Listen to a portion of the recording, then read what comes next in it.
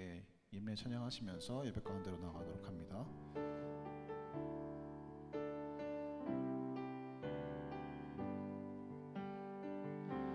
사랑의 예수님, 나를 찾아오셔서 십자가로 대속하사 내 마음 두드리네. 오 사랑의 예수님, 지금 내 맘을 엽니다. 내 안에 거하셔서 나의 생명 되소서. 전능하사 천지를 만드신 하나님 아버지를 내가 믿사오며 그의 아들 우리 주 예수 그리스도를 믿사오니 이는 성령으로 잉태하사 동정녀 마리아에게 나시고 본디오 빌라도에게 고난을 받사 십자가에 못 박혀 죽으시고 장사한 지 사흘 만에 죽은 자 가운데서 다시 살아나시며 하늘에 오르사 전능하신 하나님 우편에 앉아 계시다가 저리로서 산자와 죽은 자를 심판하러 오시리라. 성령을 믿사오며 거룩한 공예와 성도가 서로 교통하는 것과 죄를 사하여 주시는 것과 몸이 다시 사는 것과 영원히 사는 것을 믿사옵나이다. 아멘. 할렐루야. 우리 더 큰 목소리로 아멘으로 화답해 주시면 감사하겠습니다. 환영합니다. 할렐루야. 우리 옆에 계신 형제자매들에게 함께 환영의 인사 나누면서 예배 가운데로 나아갔으면 좋겠습니다. 환영합니다. 네, 환영하고 축복합니다. 오늘 이제 수련회가 저희 2주 아니죠? 다음 주죠 이제. 네, 한 주 앞으로 나아갔습니다. 그래서 이번에 찬양 콘티를 좀 준비를 하면서 저도 잘 모르는 찬양들을 선택을 하게 됐습니다. 그래서 오늘 많이 틀릴 예정입니다. 여러분들도 함께 찬양을 배워간다는 마음으로 함께 찬양하면서 나갔으면 좋겠어요. 이 시간 함께 찬양할 때 주님, 우리가 주님을 바라보며 나아갑니다. 주님께서 부르시고 주님께서 찾으시는 그 한 사람, 그 사람이 바로 저입니다. 주님, 제가 내 마음의 어려운 짐들과 무거운 고난들을 주님 앞에 다 내려놓고 주님께 우리 아빠 아버지 되신 그 아버지께로 나아가는 주의 자녀들, 그게 바로 저입니다라는 고백으로 이렇게 찬양하시면서 우리가 기쁨으로 주님께 영광 돌리며 함께 나아갔으면 좋겠습니다. 함께 찬양합니다.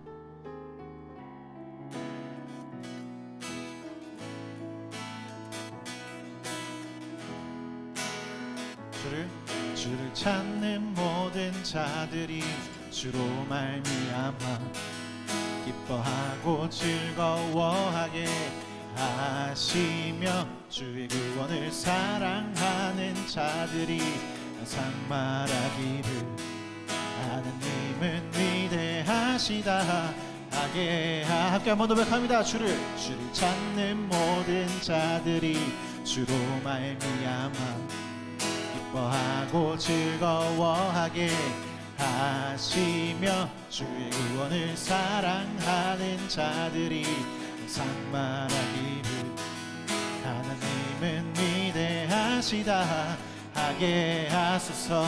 주는 나의 도움, 나를 건지시느니 여호와여 지체 말고 내게 임하소서.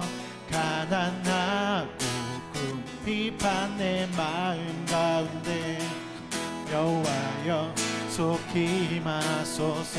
함께 한번 더 고백합니다. 주를 찾는 모든 자들이 주로 말미암아 기뻐하고 즐거워하게 하시며 주의 구원을 사랑하는 자들이 항상 말하기를 하나님은 위대하시다 하게. 함께 한 번 더 고백합니다. 주를 찾는 모든 자들이 주로 말미암아 기뻐하고 즐거워하게 하시며 주의 구원을 사랑하는 자들이 항상 말하기를 하나님은 위대하시다 하게 하소서.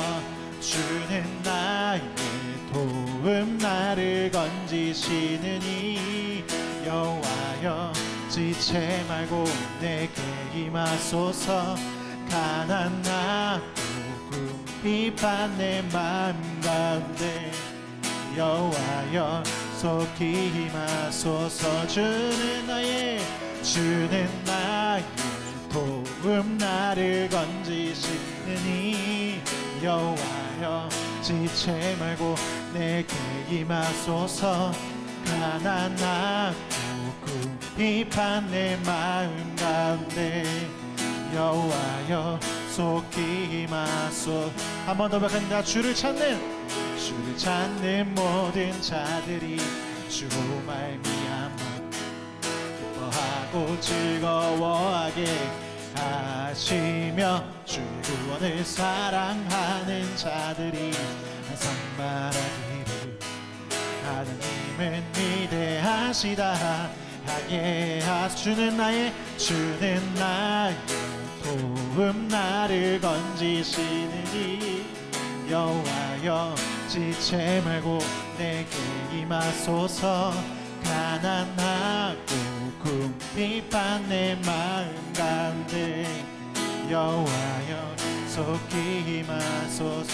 주는 나의 도움 나를 건지시느니 여호와여 지체 말고 내게 임하소서. 가난하고 궁핍한 내 마음 가운데 여호와여 속히 임하소서. 주는 나의 도움 나를 건지시느니 여호와여 지체 말고 내게 임하소서. 가난하고 궁핍한 내 마음 가운데 여호와여 속히 임하. 한 번 더 고백합니다. 주는 나의 도움 나를 건지시느니 여호와여 지체 말고 내게 임하소서. 가난하고 궁핍한 내 마음 가운데 여호와여 속히. 한 번 더 고백합니다. 주는 나의 도움 나를 건지시느니 여호와여 지체 말고 내게 임하소서. 가난하고 궁핍한 내 마음 가운데 여호와여 우리 마지막으로 함께 한 번 더 고백합니다. 주는 나의 도움 나를 건지시느니 여호와여 지체 말고 내게 임하소서. 가난하고 궁핍한 내 마음 가운데 여호와여 속히 임하소서. 여호와여 속히 임하소서. 여호와여 속히 임하소서. 여호와여 속히 임하소서. 우리 주님께 영광의 박수 함께 올려드립니다. 할렐루야. 아멘. 계속해서 찬양할 때 자리에 앉아서 주님을 찬양하며 나아갑니다.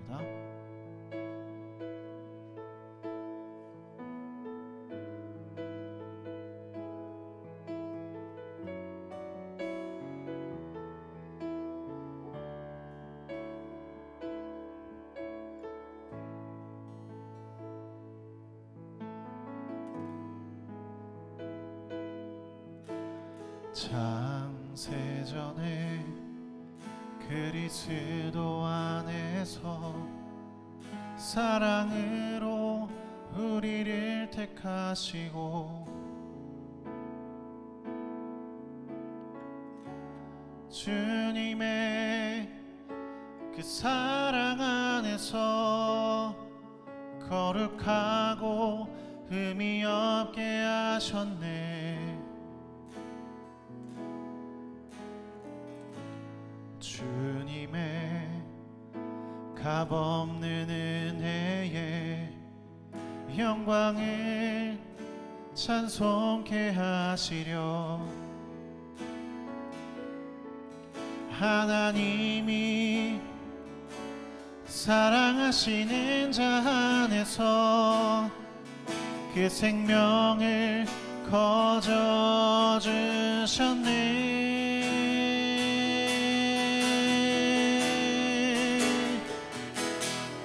우리는 그리스도 안에서 은혜의 풍성함 따라 그의 피로 말미암아 죄 사함 받았네.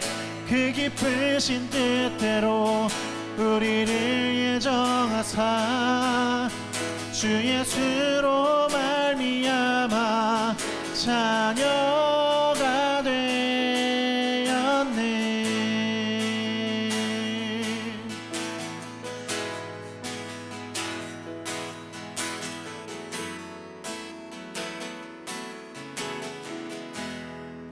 창세전에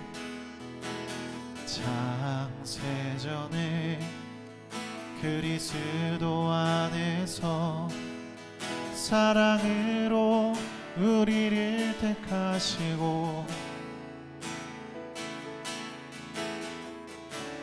주님의 그 사랑 안에서 거룩하고 흠이 없게 하셨네. 주님의 값없는 은혜에 영광을 찬송케 하시려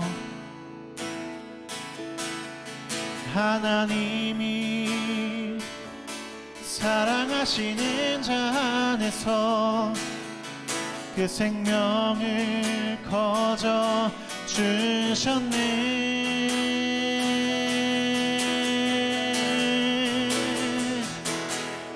우리는 그리스도 안에서 은혜의 풍성함 따라 그의 피로 말미암아 죄 사함 받았네. 그 기쁘신 뜻대로 우리를 예정하사 주 예수로 말미암아 자녀가 되었네. 그리스도 안에서 은혜의 풍성함 따라 그의 피로 말미암아 죄 사함 받았네. 그 기쁘신 뜻대로 우리를 예정하사 주 예수로 말미암아 자녀가 돼.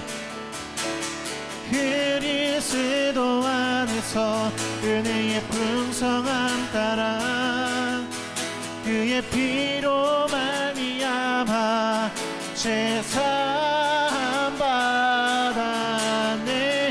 그 기쁘신 뜻대로 우리를 예정하사 주 예수로 말미암아 자녀가 되었네.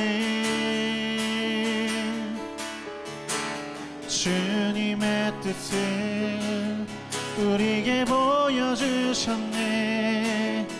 그의 사랑으로 날 건지셨네. 모든 만물이 주 예수 안에서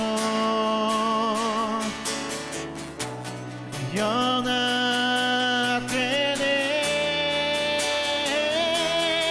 우리는 그리스도 안에서 은혜의 풍성함 따라 그의 피로 말미암아 죄 사함 받았네.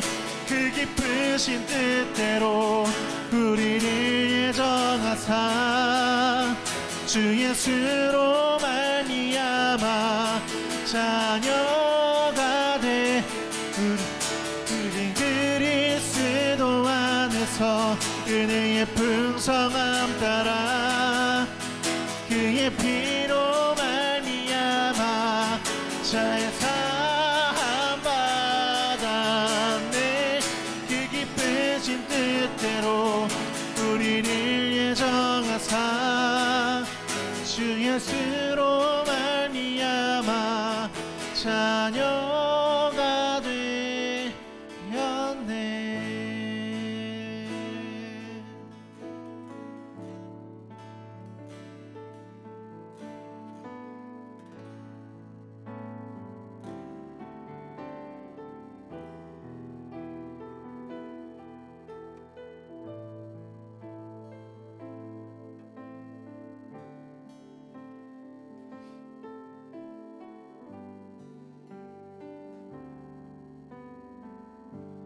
십자가 그 사랑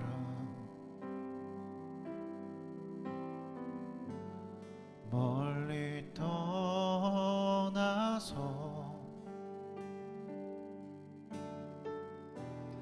무너진 나의 삶 속에 잊혀진 주네.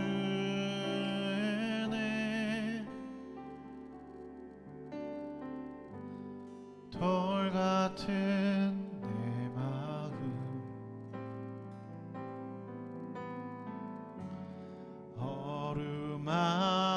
어루만지사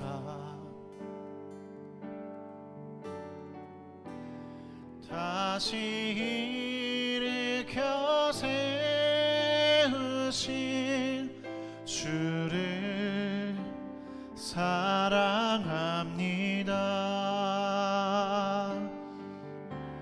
주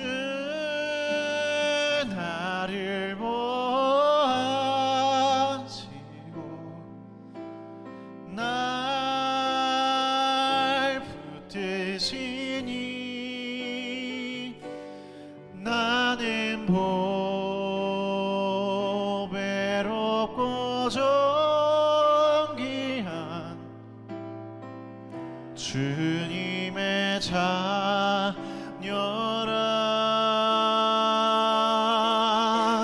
주 너를 보아시고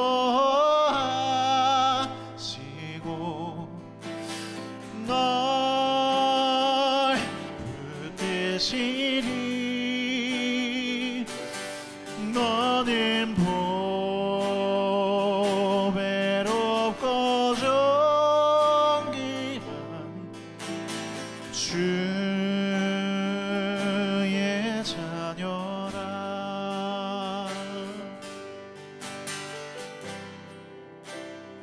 지나간 일들을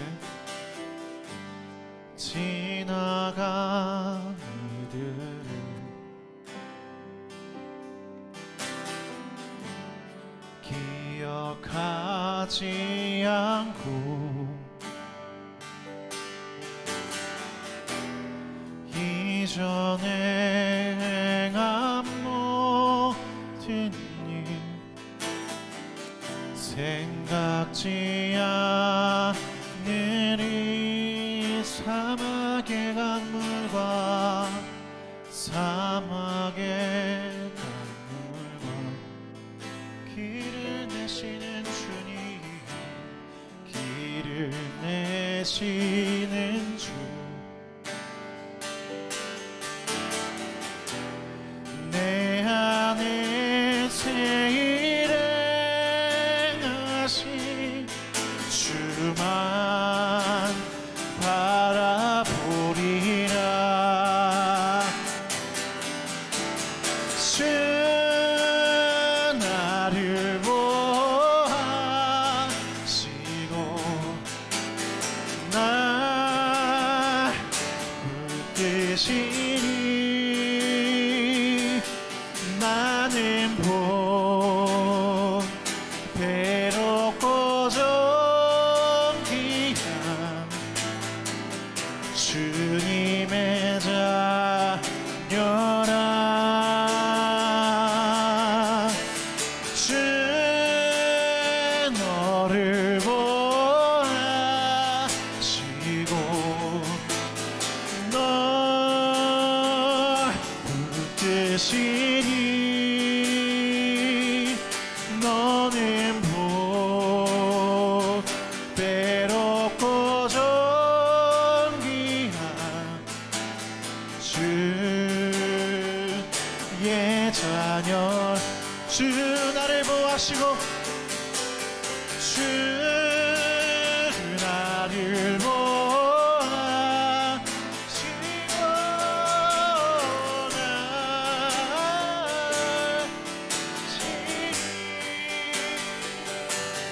나는 외롭고 저기야 주님의 자녀라. 주 너를 보호하시고 주의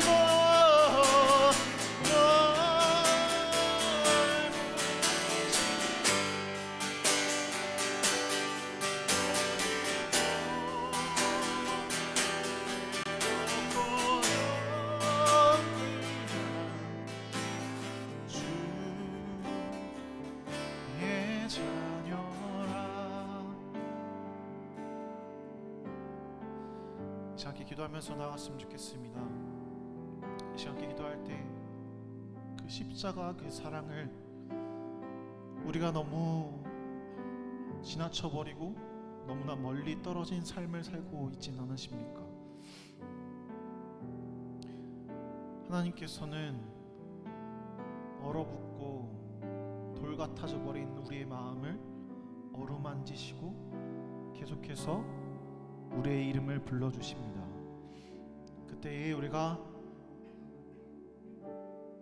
주님께 우리의 무릎을 다시 한 번 더 꿇고 주님께 우리의 마음을 주님께 다가가게 하는, 다시금 주님께로 돌이키는 우리의 삶이 되길 원합니다.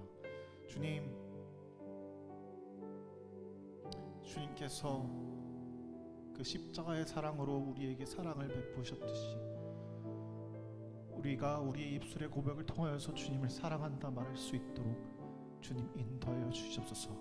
이런 마음으로 함께 기도하면서 나아갔으면 좋겠습니다. 함께 기도합니다. 주님을 사랑합니다. 사랑하시는 주님께서 우리 가운데 보혈의 피를 흘려주셨듯이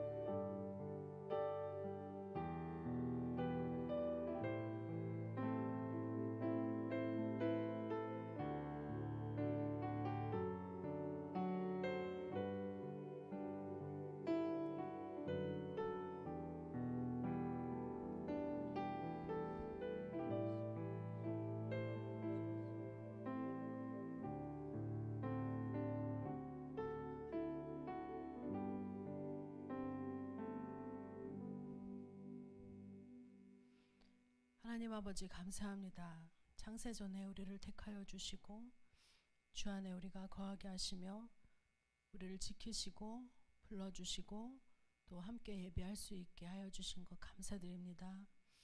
하나님, 우리는 연약한 존재, 또 돌같은 마음을 가진 존재입니다.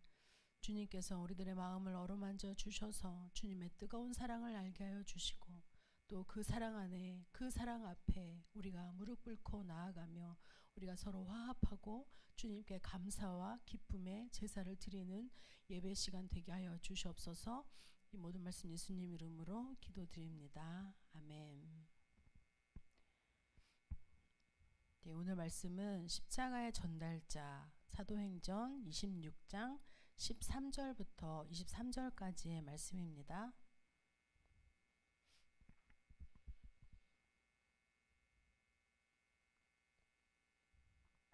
사도행전 26장 13절에서 23절.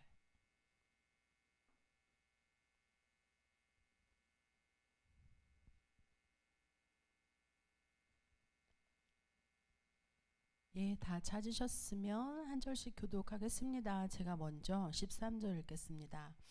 왕이여, 정오가 되어 길에서 보니 하늘로부터 해보다 더 밝은 빛이 나와 내 동행들을 둘러 비추는지라.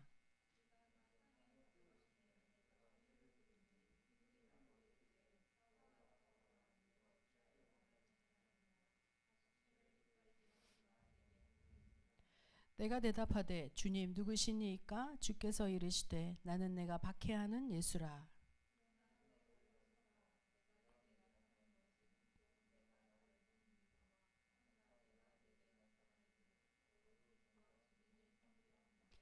이스라엘과 이방인들에게서 내가 너를 구원하여 그들에게 보내어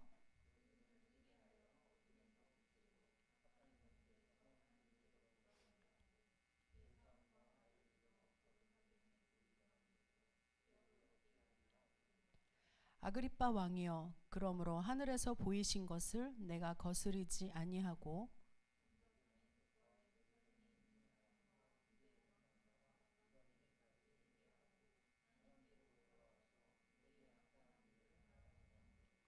유대인들이 성전에서 나를 잡아 죽이고자 하였으나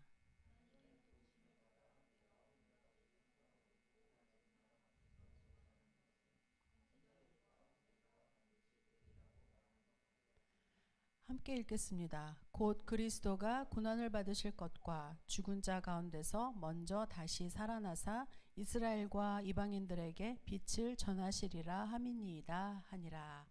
아멘. 서울과 부산을 잇는 고속도로는 이름이 뭐죠? 경부 고속도로죠. 경부 고속도로가 1968년 2월 1일 처음 공사를 시작했는데요. 그때 당시에는 정부가 예산도 없이 공사를 시작했던 터라 정치인들조차 그 공사를 반대하면서 공사장 현장에서 눕기도 하고 곳곳에서 반대가 일어났었습니다. 그리고 차관조차 되지 않아서 해외에 여러 곳에 차관을 의뢰하기도 했으나 어려워서 또 휘발유세를 2배로 증가해서 그 세금으로 자금을 조달하기도 했었죠. 그런데 지금은 그 경부고속도로가 많은 역할을 하고 있죠. 서울과 부산을 잇기도 하지만 중간 지점 다른 많이 세워진 고속도로의 연결점 역할을 하면서 지금은 고속도로가 없이는 국내에서 일회생활권을 하기 어려울 정도로 그래서 SRT나 GTX나 이런 KTX나 이런 기차들도 많이 생기게 됐죠. 원래 없던 것들이 정착을 하게 되려면 그 사이에서 많은 난관이 부딪히게 되게 마련인데요. 역시 기독교도 정착하는 과정에서 많은 어려움이 있었습니다. 그래서 그 내용들이 우리는 사도행전에서 계속 볼 수가 있었죠. 사도행전은 사도들의 복음 전파 사역을 통해서 교회가 세워져 가는 과정을 기록한 것이죠. PPT를 하나 보시면 우리가 지금까지 사도행전을 본 것을 한번 요약해서 보겠는데요. 사도행전 1장부터 12장까지는 성령이 임하시고 베드로가 복음을 전하는 사역에 대한 기록이죠. 오순절날 마가의 다락방에 모여있던 제자들에게 성령이 임하고 복음을 전하면서 교회가 시작이 됐죠. 이탈리아의 백부장 고넬료의 가정에 복음이 전해진 것이 이때이고요. 그리고 13장부터 20장까지는 바울의 1차, 2차, 3차 전도 여행이 기록되어 있죠. 안디옥 교회가 최초의 이방인 교회로 세워졌고 빌립보 교회가 최초의 유럽 교회로 세워졌습니다. 바울은 3차례 전도 여행을 통해서 많은 교회들을 설립을 했죠. 예수 그리스도의 부활에 관한 복음은 점점 더 많은 사람들에게 전파되기 시작했고 교회는 지리적으로 확산되기 시작했습니다. 바울은 전도 여행을 통해서 교회를 설립하는 동시에 말씀을 가르치고 또 양육하기도 했죠. 오늘 말씀을 함께 나눌 22장부터 28장까지는 예루살렘에서 로마로 압송되는 과정에 대한 기록인데 이것을 4차 전도 여행이라고 보기도 하고요. 오늘 읽은 본문 내용은 이스라엘의 왕 아그리빠 왕에게 바울이 변론하는 내용입니다. 지난 시간 말씀을 보면 20장 끝부분에 바울은 에베소 장로들을 불러서 작별 인사를 하고 예루살렘으로 갈 준비를 하고 있었죠. 그러나 예루살렘에 가면 어떤 일이 생길지 모르는 상황이었습니다. 바울이 붙잡히리라는 예언도 듣고 많은 사람들이 예루살렘에 가지 말 것을 권했죠. 그러나 바울은 21장 13절에서 이렇게 이야기를 합니다. 바울이 대답하되 여러분이 어찌하여 울어 내 마음을 상하게 하느냐. 나는 주 예수의 이름을 위하여 결박당할 뿐 아니라 예루살렘에서 죽을 것도 각오하였느니라 하니. 사람들은 바울을 염려하여 울고 있지만 바울의 마음은 너무나 확고했습니다. 왜 바울은 여러 번의 전도 여행을 지나서 죽음을 무릅쓰고 이제 다시 예루살렘으로 가려고 하는 것일까요? 바울은 여러 이방 땅에 전도를 하러 다니면서 유대인과 이방인이 복음 안에서 하나가 되었다는 사실을 늘 인식하고 있었습니다. 그러나 아직 예루살렘에 있는 이방인들과 유대인들은 율법주의에 대한 견해 차이로 인해서 서로 반목하고 있는 상황이었던 것이죠. 이 문제는 유대인들에게는 매우 민감한 문제였습니다. 바울은 이런 점들을 해소하고자 했고, 그곳에서 바울은 정결 유식을 행함으로써 율법주의자들과 화목을 꾀하고자 했습니다. 그래서 바울은 자기가 그 의식을 행한다는 것을 보여주려고 정결 예식 중에 하나인 머리를 깎아서 율법을 지키려는 태도를 보여준 것이죠. 그러나 유대인들 사이에서는 바울이 그동안 율법을 비방했다라고 하고, 또 그리스인을 예루살렘 성전에 데리고 들어가서, 그리스인은 이방인이었죠. 그래서 성전을 더럽혔다 이렇게 말하면서 난리와 소동이 일어났습니다.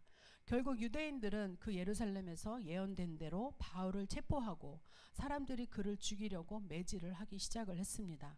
그 소문을 듣고 천부장이 달려오는데요. 그 천부장은 1000명의 군인 부하를 거느리는 사람이라는 뜻입니다. 지금으로 치면 대대장과 연대장 중간 정도의 지위라고 보시면 되겠습니다. 사람들이 천부장을 보자 때리던 걸 멈추고 천부장은 그가 누구고 또 무슨 일을 했기에 매질을 하느냐라고 묻죠. 그런데 바울을 치던 사람들이 하는 말이 각각 다른 겁니다.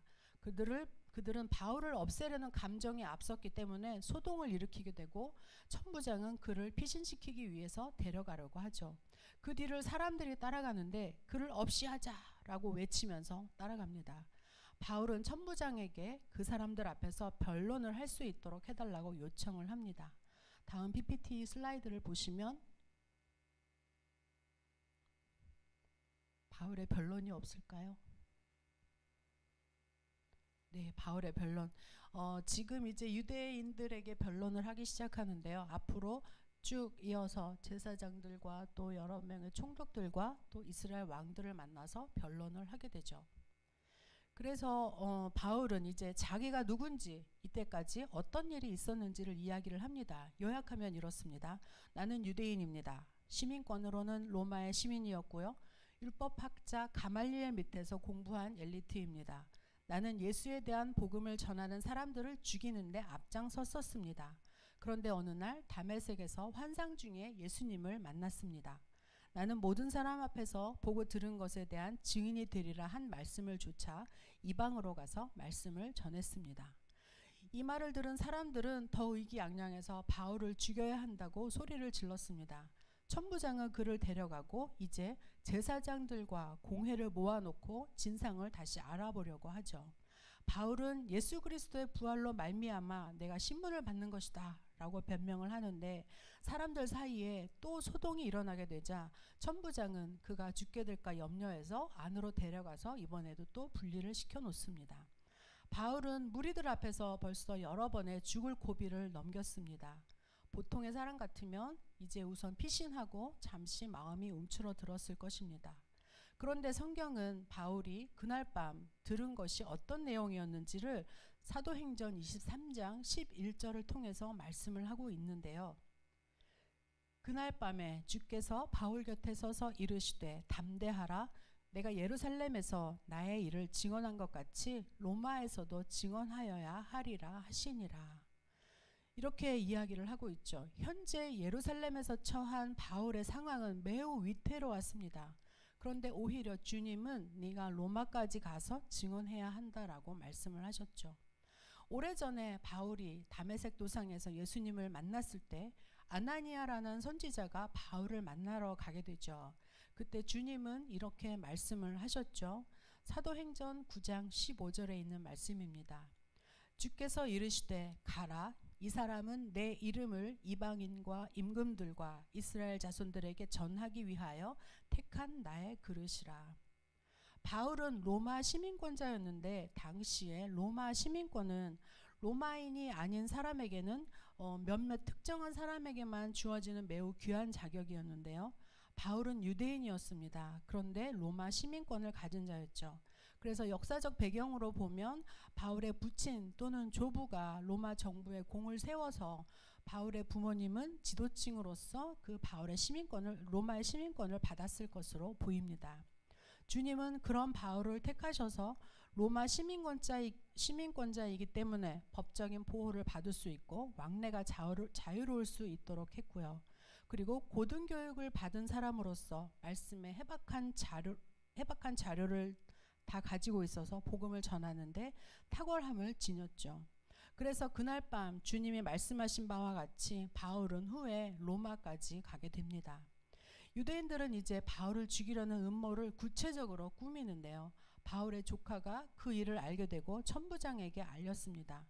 천부장은 가이사랴에 있는 총독 벨리스에게 보냅니다. 지금 현재 바울은 예루살렘에 있는 상태이죠. 당시 이스라엘은 로마의 지배를 받고 있었기 때문에 로마에서 파견된 총독의 지배를 받고 있었죠. 예수님을 재판한 빌라도도 총독입니다. 이때부터 바울은 이스라엘의 지도자들을 만나게 되죠. 벨릭스는 바울이 죄가 없다는 것을 알면서도 유대인들의 호감을 사기 위해서 바울을 감옥에 가둡니다. 2년 후에 총독이 바뀌게 되는데요. 베스도가 후임 총독으로 오게 됩니다. 바울은 베스도에게 또다시 신문을 받게 되고 자신을 변론하면서 이번에는 로마 황제에게 상소를 하겠다고 이야기를 합니다. 베스도가 총독으로 부임하게 되자 이스라엘의 왕인 아그리빠와 그의 부인 버니게가 문안하러 가이사랴로 내려오죠. 그때 바울은 아그리빠 앞에서 다시 변론을 시도를 했고요. 그 내용이 오늘 읽었던 본문 가운데 있는 것이죠. 아그리빠 왕은 바울의 변론을 다 듣고 나서 바울이 죄가 없다고 보았습니다. 그래서 로마 황제에게 상소하지 않았으면 지금 당장 풀어줄 수 있었다라고 이야기를 합니다. 그러나 이미 로마 황제에게 상소한 바울은 로마로 보내지게 되죠. 가이사랴에서 바울은 배를 타고 로마로 갑니다. 그는 죄수의 상태로 로마로 보내진 것이죠. 바울이 탄 배에는 또 다른 많은 죄수들이 타고 있었고요. 그런데 그 배가 크레타 섬이라고 말씀을 드렸죠. 거길 지날 때 유라굴로라는 폭풍을 만납니다. 14일 동안 그 폭풍이 거치지 않고 풍랑으로 배가 파산할 지경까지 이르죠. 사람들은 14일 동안 거의 먹지도 못했습니다. 폭풍우가 계속되어서 사람들은 이제 배가 파손될까 두려워 떨면서 희망을 잃어버린 상태였죠. 그때 죄수의 신분으로 배에 올랐던 바울은 오히려 함께 배에 타고 있던 사람들을 안심시킵니다. 오랜 풍랑으로 사람들은 제대로 먹지도 못한 상태였지만 바울의 말을 듣고 그들은 안심을 하게 되겠죠. 바울이 한 말은 이렇습니다. 27장 22절에 있는 말씀인데요. 내가 너희를 권하노니 이제는 안심하라. 너희 중 아무도 생명에는 아무런 손상이 없겠고 오직 배뿐이라. 그때 배에 타고 있던 사람들의 수는 전부 270명이었는데요. 배는 바울이 말한 대로 완전히 부서지지는 않았습니다. 배의 움직임을 책임져야 할 선원들조차 바울의 말에 의지해서 그가 명령하는 대로 움직였죠. 죄수의 신분이었던 그가 오히려 사람들을 안심시키고 또 도움을 주었던 것입니다. 배는 3개월이 지나서 로마에 도착을 합니다. 바울은 온갖 난관 끝에 도착한 그곳에서도 아침부터 저녁까지 복음을 전했죠. 그리고 나서 28장의 사도행전은 막을 내립니다. 그 이후의 내용에 대해서는 누가는 기록을 하고 있지 않죠.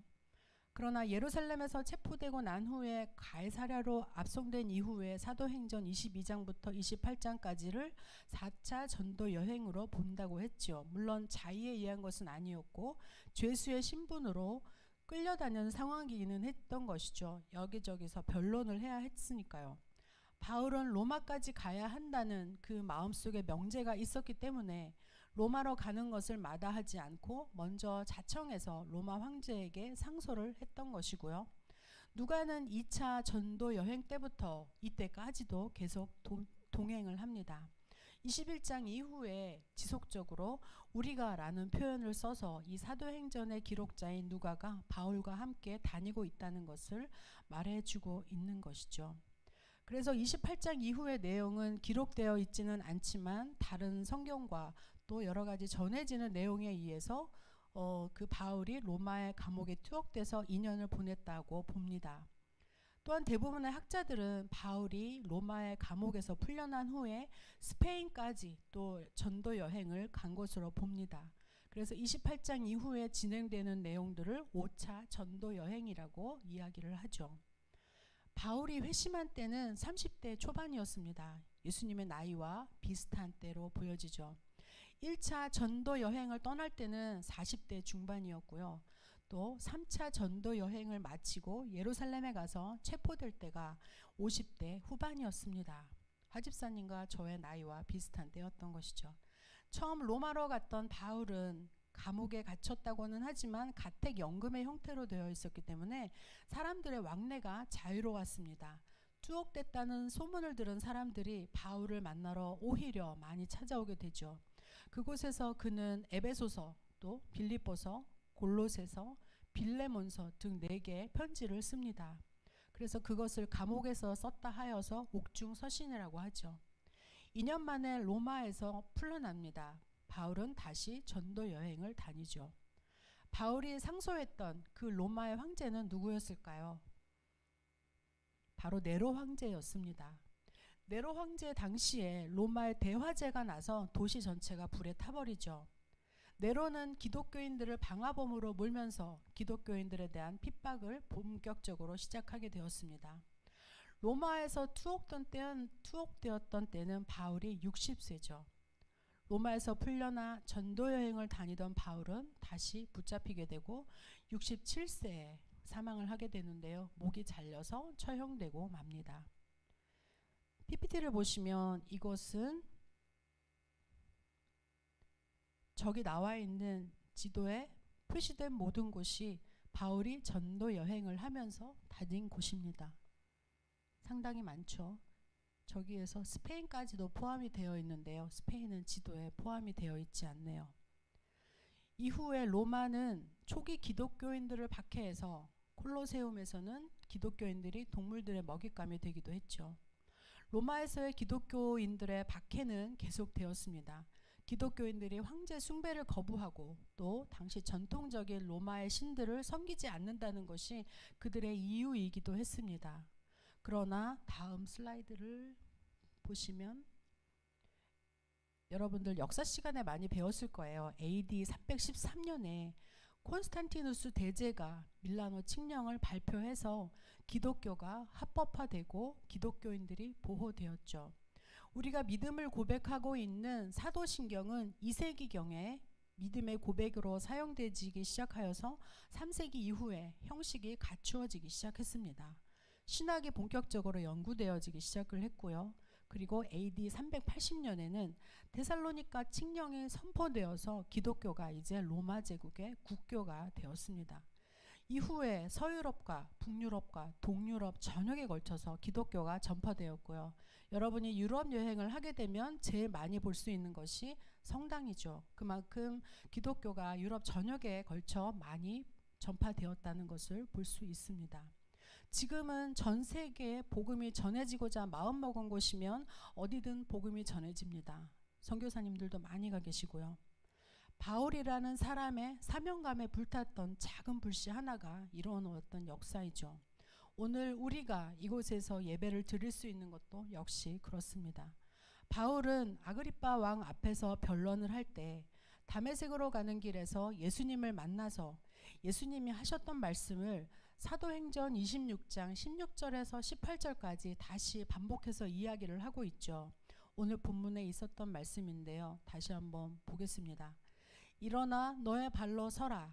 내가 내게 나타난 것은 곧 내가 나를 본 일과 장차 내가 내게 나타날 일에 너로 종과 증인을 삼으려 함이니 이스라엘과 이방인들에게서 내가 너를 구원하여 그들에게 보내어 그 눈을 뜨게 하여 어둠에서 빛으로 사탄의 권세에서 하나님께로 돌아오게 하고 죄사함과 나를 믿어 거룩하게 된 무리 가운데서 기업을 얻게 하리라 하더이다 라고 이야기를 합니다. 그 말을 들은 아그리빠는 네가 나를 그리스도인으로 만들려고 하는구나 라고 이야기를 하죠. 그러나 바울은 오늘 내 말을 듣는 모든 사람들이 이렇게 내가 결박된 것 외에는 다 나와 같이 되기를 원합니다 라고 이야기를 합니다. 바울은 그 한 사람으로 인해서 복음이 전파되고 또 많은 사람들이 구원의 생명을 얻기를 바랐던 것이죠. 그렇게 하기에는 자기의 목숨을 조금도 돌보지 않았는데 그것은 자기의 목숨보다 더 많은 사람들이 구원을 받고 빛 가운데로 이르게 하는 것이 그의 사명이었기 때문이죠. 그리고 그 일을 하게 하시기 위한 주님의 도움이 있다는 확신이 있었습니다. 바울의 이런 확신은 사명에 기초한 것이죠. 왜냐하면 하나님은 바울에게 로마로 가서 로마 황제를 만나라고 하셨고 지금 그 길은 로마로 가는 길이기에 어쨌든 모두를 안전하게 보호하시리라는 믿음이 있었던 것입니다. 로마로 가는 길의 항해 일정을 누가는 자세히 기록을 했습니다. 배가 난파될 상황에서 배에 타고 있던 죄수들이 도망칠까 두려워서 죽이고자 했습니다. 그러나 그 중에 백부장의 하나가 바울을 살려두려 하여서 모든 죄수를 죽이지 못하게 합니다. 바울이 타고 있던 배였기 때문에 완전한 파선을 면해서 그 배는 로마로 갈 수 있게 되었죠. 사명을 향해 가는 길에는 하나님은 쓸 것과 또 능력과 또 상황을 공급을 하십니다. 바울은 필요한 경비를 후원에만 의존하지 않고 스스로 천막 만드는 일을 함으로써 조달하기도 했습니다. 그에게는 리더십도 있었습니다. 죄수였던 그가 로마로 가는 배의 모든 형편을 지휘하고 있었던 걸 봐도 알 수가 있죠. 가는 곳마다 교회를 세워서 그에게는 경영의 능력도 있었던 것 같습니다. 각 교회와 목회자들에게 13권의 서신을 썼죠. 그 내용을 보면 기독교 신앙의 정수를 보여주어서 그에게는 지식과 지혜도 충만함을 알 수 있습니다. 그 모든 풍부한 것들을 가지고 그가 전하고자 한 것은 오직 십자가의 복음뿐이었던 것이죠. 그 어느 사람에게 가장 가치가 없었고 또 무익하다고 여겨져서 공격의 대상이었던 것이 이제 그의 인생에는 가장 존귀한 가치가 되었습니다. 바울은 주님 앞에서 스스로를 낮은 자라고 여겼습니다. 주님의 십자가의 핏값으로 사신 생명, 또 십자가의 영광이 그의 가슴에 크게 사무쳐서 갈라디아서 6장 17절에는 이렇게 말하고 있는데요. 우리 함께 읽어볼까요? 신약 310장을 보시면 보실 수 있습니다. 갈라디아서 6장 17절.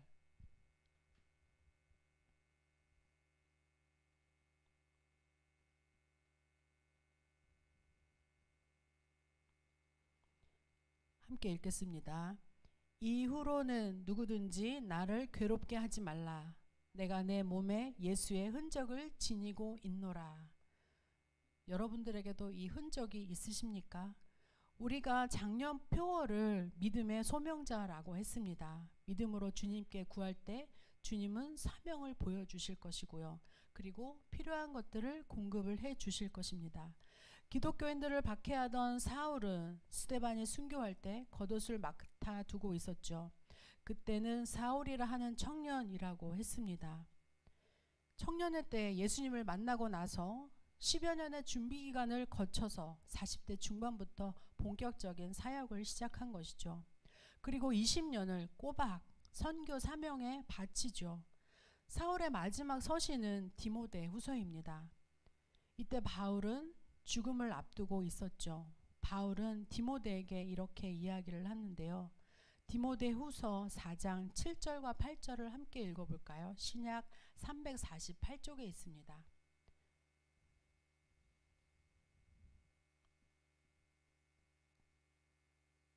디모데후서 4장 7절 8절.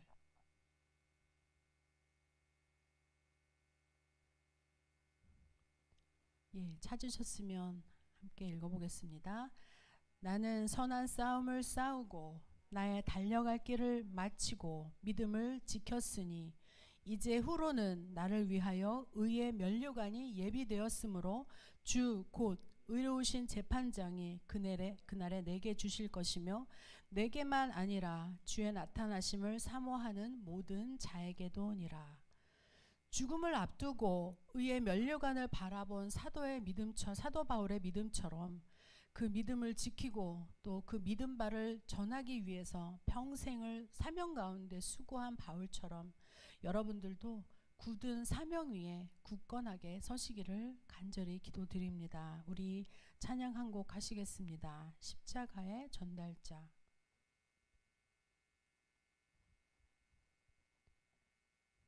이 찬양의 가사는 바울에 관한 찬양입니다.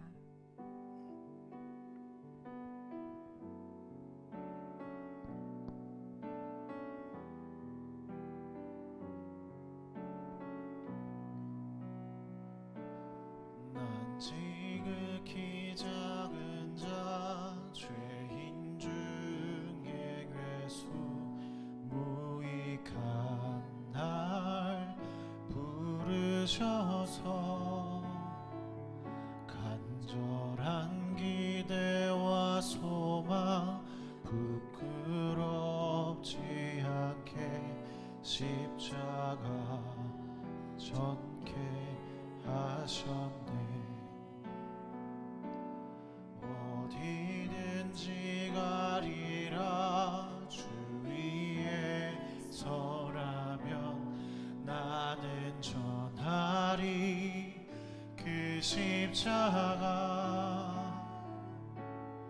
내 몸에 밴 십자가 그 보혈의 향기 온 세상 채울 때까지 살아도 주를 위해 살아도 주를 위해 죽어도 주를 위해 사나 죽으나 난 주의 것. 십자가의 능력을 소망하십니까? 십자가의 능력 십자가의 소망 내 안에 주만 사시는 것. 난 지극히 작은 자 죄인 중에 괴수 무익한 날 부르셔서 간절한 기대와 소망 부끄럽지 않게 십자가 전케 하셨네. 살아도 주를 위해 살아도 주를 위해 죽어도 주를 위해 사나 죽으나 난 주의 것.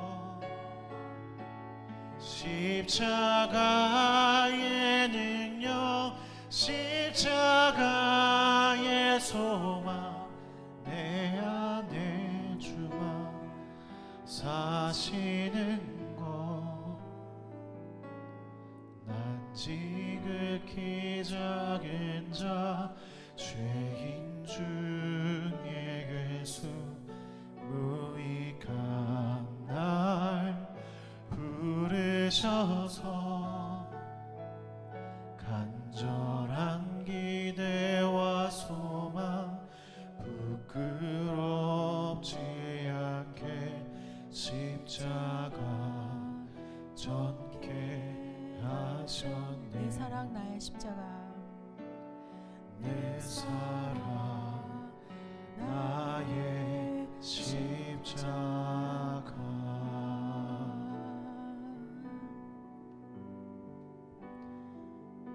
예, 이 시간 우리 함께 기도하겠습니다. 바울은 스스로를 지극히 작은 자라고 고백을 했습니다. 그리고 죄인 중에 괴수라고 했습니다.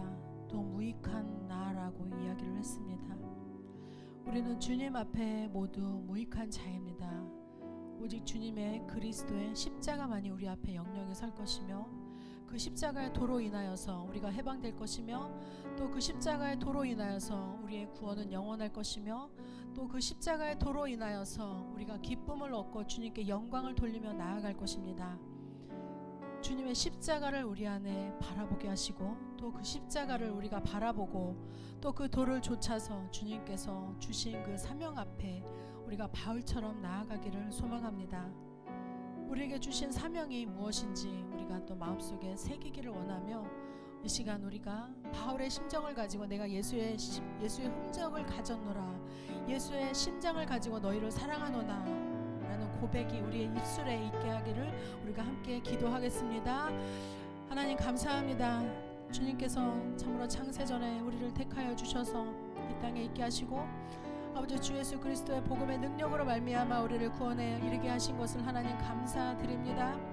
피 흘림이 없은즉 사함이 없으리라 말씀하시고 또 주 예수께서 그 골고다 언덕을 십자가를 지고 올라가시고 또 흘리신 보혈로 인하여서 아버지 우리가 구원을 얻었고 또 구원의 산 소망을 인하여서 우리가 십자가를 소망으로 두고 살아갑니다. 하나님 우리 가운데 있는 십자가의 소망이 살아서 역사할 수 있도록 아버지 우리 청년 한 심령들을 주님께서 붙들어 주시옵시고 주님께서 바울을 일으켜 세워주셨던 것처럼 주님께서 우리 청년들 한 사람 한 사람 곁에 계셔서 또 그 귓가의 음성으로 말씀을 하여 주시옵소서. 하나님 또한 저들이 주님께서 주신 그 소명을 갖고 나아가기에 부족함이 없도록 주님께서 지혜를 더하여 주시고 모든 형편을 더하여 주시고 또 능력을 더하여 주셔서 하나님 우리가 가는 곳 어디든지 우리로 인하여서 복의 통로가 되고 우리가 있는 곳에 우리로 인하여서 그 사람들이 많은 복을 받음으로 또 하나님의 능력의 십자가가 더욱더 빛을 발하게 하여 주시옵소서. 아버지 한 영혼을 주님께서 얼마나 사랑하시는지 아버지 우리가 그 한 영혼을 위해서 기도할 수 있게 하여 주시옵시고 아버지 우리가 믿음을 잃지 않고 우리들의 연약하여진 믿음들이 서로 세워져 갈 수 있도록 우리가 함께 기도하는 우리 믿음의 청년들 될 수 있도록 하나님 도와주시옵소서. 우리들의 공동체 가운데 오직 십자가의 도와 그 능력만이 살아서 역사할 수 있도록 주님 함께하여 주시옵시고 아버지께서 주신 그 십자가의 능력으로 말미암아 우리들의 모든 삶이 주 예수 그리스도로 채워질 수 있도록 주님 함께하여 주시옵소서. 네, 우리가 이제 2월 16일과 17일 이틀에 걸쳐서 수련회를 갖게 되었는데 이번 수련회의 주제는 그리스도로 말미암아입니다. 올해는 우리가 우리 바울 서신의 그 복음의 내용들과 그리고 우리들에게 주님께서 전해주시는 그 십자가의 도를 우리가 함께 말씀을 나눌 텐데요. 주님께서 우리에게 주신 그 사명과 또 말씀과 또 우리 수련회를 통해서 우리가 주 예수님을 더 깊이 알게 되고 또 우리가 더 서로 사랑하고 교제하는 시간들이 될 수 있도록 우리 수련회를 위해서 함께 기도하고 가는 길 오는 길 안전과 그 안에서 행해지는 모든 순서마다 주님께서 영광 받아 주시고 또 은혜가 넘치도록 그것을 준비하는 우리 임원들과 또 찬양을 준비하는 우리 간사님과 또 말씀을 준비하는 저와 또 우리 소그룹 리더들에게도 함께하여 주셔서 참으로 은혜가 풍성한 수련회가 될 수 있도록 우리 함께 기도해 주시고요. 이제 2월이 지나고 또 3월이 되면 우리가 마음속으로 봄을 맞을 준비를 하면서 우리들의 새 2024년도를 설계하며 또 새로운 시간들을 또 준비하였으면 좋겠습니다. 우리 청년들 준비하는 진로들 서로가 우리 알고 있습니다. 그것을 위해서 기도하고 또 군에 있는 청년들 또 이 시간 함께하지 못한 청년들 또 우리가 믿음으로 함께 돌아와 예배드리기를 원하는 청년들의 우리 이름을 각자 부르면서 이 시간 함께 기도하도록 하겠습니다. 하나님 아버지 감사드립니다. 십자가의 도가 어떤 이들에게는 멸망할 것이요 그러나 우리들에게는 그 도가 생명의 도가 되었으므로 하나님 우리는 오직 그리스도로 말미암아 기독회 되고 서게 되기를 원합니다. 하나님 우리가 동계 수련회를 가게 될 텐데 그리스도로 말미암아 우리가 주 안에서 서로 화목하고 협력하며 서로 기뻐하고 서로 사랑하는 청년 공동체가 될 수 있도록 하나님 그 시간 말씀을 더 깊이 우리가 나눌 수 있는 시간들 되게 하여 주시옵시고 서로 사랑의 교제가 되게 하여 주시옵시고 오가는 모든 시간들 주님께서 안전과 또한 모든 순서들마다 은혜로 넘치게 하여 주시옵소서. 성령 충만하고 기쁨이 충만한 수련회가 되게 하여 주시옵소서. 그것을 준비하는 모든 행사 준비 요원들 주님께서 건강 지켜주시고 또 그것들을 준비하기에 부족하지 않도록 모든 시간과 여건들을 인도하여 주시옵시고 또 주님께서 함께 하기를 원하는 주님의 모든 지체들이 함께 나와서 예배드리며 풍성한 은혜를 누리는 시간들 될 수 있도록 주님 도와주시옵소서. 하나님 우리 청년들 이제 또한 앞으로 이제 새롭게 봄이 되면서 또 새롭게 진로를 계획하고 있는 청년들도 있습니다. 하나님, 졸업을 앞두고 또 새롭게 진로를 계획하는 청년들, 하나님께서 그 길을 인도하여 주시고 또 내딛는 발걸음마다 바울의 모든 전도 여행을 통해서 하나님께서 동행해 주셨듯이 우리 청년들의 일생을 통하여서 주님께서 인도하여 주시옵소서. 또한 우리 청년들 직장 생활 하는데 주님 부족함 없도록 도와주시고 또 그곳에서 인정받는 주님의 청년들이 될 수 있도록 주님 인도하여 주시옵시고, 또 새롭게 직장을 구하는 우리 청년들이 있습니다. 하나님, 주님께서 더 좋고 또 좋은 터전을 통하여서 하나님, 주님께서 이제 경제적인 자유와 또 그곳을 통해서 새롭게 더 좋은 사람들을 만나고 기쁨을 누릴 수 있게 하여 주시고, 또 우리들에게 건강을 허락하여 주시고 우리들의 마음이 주 안에서 자유롭게 되며 주로 말미암아 우리가 기쁨을 얻게 하여 주시옵시고, 또 우리 군에 있는 청년들 주님, 저들이 그 시간 주님께서 함께 하심으로 바울이 풍랑을 만나더라도 주님께서 함께 하심을 통해서 의지하였듯이 하나님, 우리 두 청년들을 통해서 또한 그 가운데 주님의 역사하심이 이루어질 수 있도록 주님 인도하여 주시옵소서. 예수님 이름으로 기도드립니다. 아멘. 하나님, 감사합니다. 그 무엇보다도 우리에게 가장 소중한 십자가, 그 십자가의 전달자가 되기를 소망합니다. 우리가 만나는 모든 사람들에게 우리가 입술을 열어서 그 도를 전할 때 주님, 성령님의 은혜가 함께 하여 주시옵소서. 바울이 그 많은 곳을 다니면서 복음을 전한 것으로 인해서 또 우리가 복음을 받아들이게 되었고 우리가 주 안에 있음을 감사합니다. 우리 주 예수 그리스도의 도가 가장 존귀한 것이고 또 하나님은 위대하심을 고백합니다. 우리 청년들의 입술 가운데에도 그 고백이 차고 넘치게 하여 주시옵소서. 우리 수련회에 함께하여 주셔서 동계 수련회를 통해서 더욱더 사랑하고 더욱더 영적으로 성장하는 시간들 될 수 있도록 준비하고 돌아와서 마치는 시간까지 주님께서 함께 하실 줄 믿습니다. 우리 청년들 한 주간 동안도 주님께서 또 동행하시고 또 어디에서 무엇을 하든지 눈동자와 같이 지켜주시며 그 마음을 주님 지켜주셔서 내가 예수의 흔적을 지녔노라, 우리가 그 고백을 통해서 우리들의 삶이 더욱더 풍성하여지도록 주님 인도하여 주시옵소서. 이 모든 말씀 예수님 이름으로 기도드립니다. 아멘.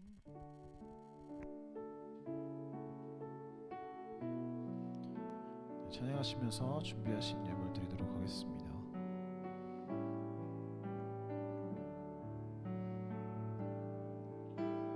내 안에 가장 귀한 것 예수를 알미라.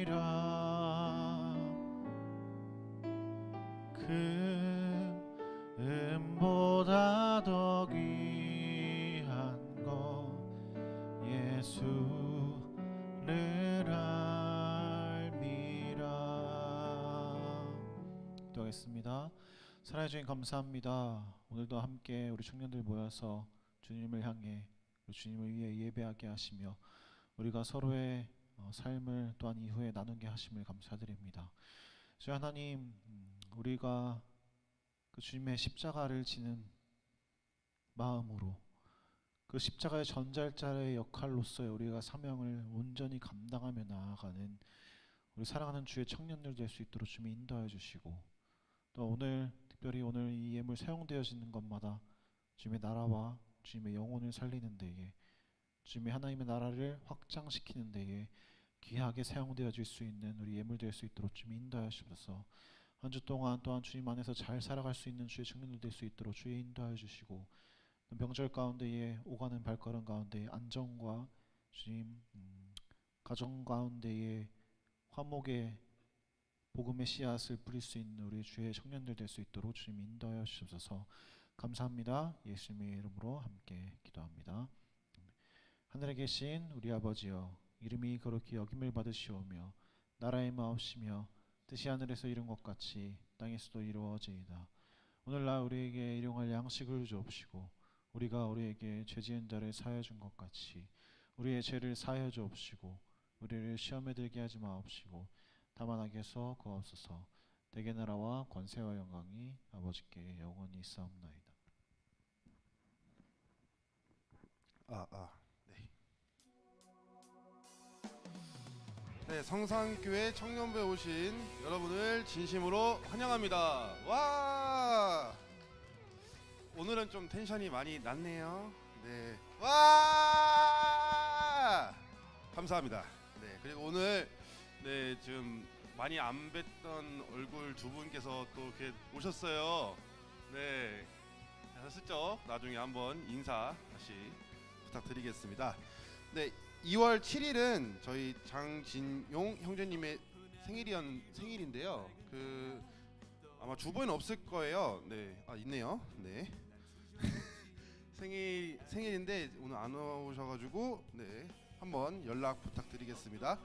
네, 곧 있으면 이제 설날이 찾아옵니다. 네, 여러분 즐거운 설 보내시길 바라겠습니다. 그래서 설에는 저희가 2월 11일 날에 청년부 예배가 없습니다. 그래서 네, 알면 되실 것 같고요. 11시 예배 후에 이제 희망자 한에서 저희가 점심 식사를 제공하도록 하겠습니다.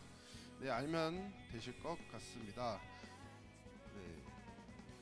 네? 네, 뭐 컴플레인은 이따가 얘기해 주세요. 네.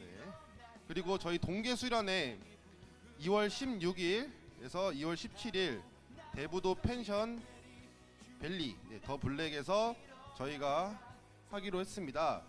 회비가 저희가 이제 금토를 참여를 하시면 15,000원, 그리고 하루 참여하시면 10,000원이신데 저희가 2월 11일까지 내는 걸 기준으로 말씀을 드린 거고요.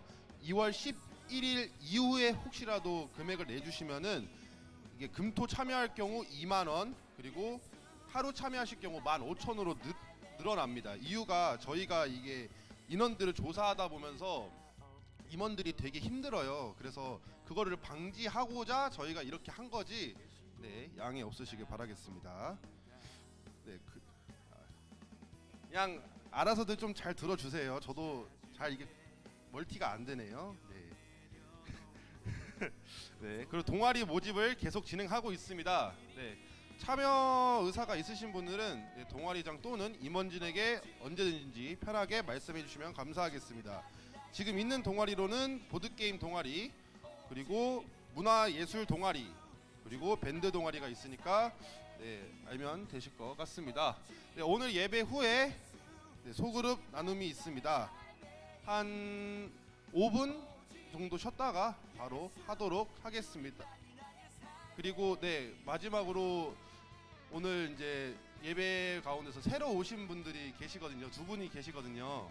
혹시 앞으로 나오실 수 있으실까요? 혹시 아니면은 그냥 네, 그러면 자리에서 저희가 축하해드리도록 하겠습니다. 네.